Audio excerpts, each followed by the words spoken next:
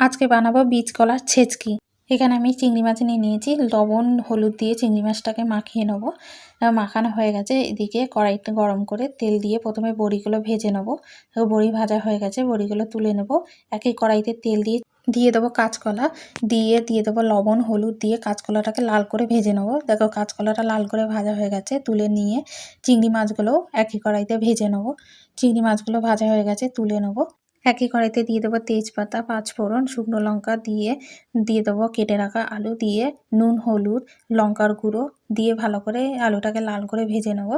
দেখো আলুটা লাল করে ভাজা হয়ে গেছে, দিয়ে দেবো বেগুনটা দিয়ে আরও কিছুক্ষণ ভেজে নেবো।